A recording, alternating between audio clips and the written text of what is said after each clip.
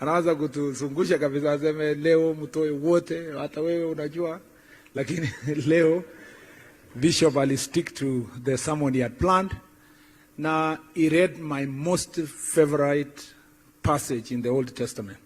Actually, it is always imprinted in my mind. Deuteronomy chapter 6. Ikisema kwamba kwa nyumbani, it used to be, nikiwa mtoto mdogo, it used to be my father's favorite. Because he used to insist, alikuwa anasema, hakuna siku tutalala kwa hii nyumba, pila tusome na magisoman, alafu lazima tuombe.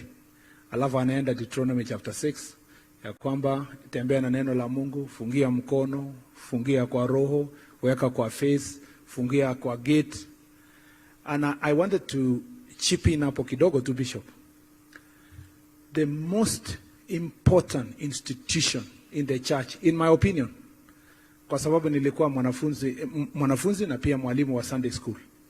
Institution ya maana zaidi kwa kanisa should be the Sunday school. Should be the Sunday school.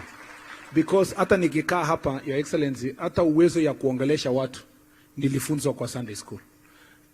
Ukipewa ile memory verse ni Sunday school. Upewa nafasi to present a skit ni Sunday school. That is how the growth of a country can be able to go forward. Sometimes tunaitwa for harambee, tuchangie kanisa. Lakini tunaambiwa, unaona kanisa ni kubwa. Wanasema ile ya zamani, ile ya matope huko, tulibadilisha ikakuwa Sunday school. Sasa kanisa yenyewe, sisi wa kanisa tumeenda ile kubwa. Na wale wa maana zaidi ni wale tungeanzia kwa sababu ni watoto. I want in your next 40 years, Bishop, we come and celebrate the growth of the children ministry.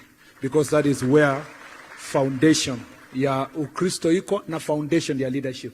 Sisi, mimi kama mtoto ya pastor na mwalimu wa Sunday school before, I believe in Sunday school and I believe future ya Sunday school is very important.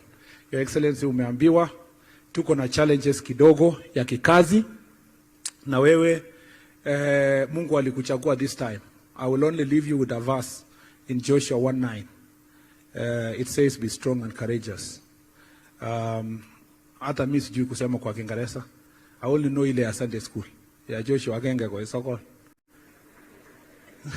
Tos maana na kiangatin, kimitu agenye kani tumising, ameiwe ishiana ni top topen.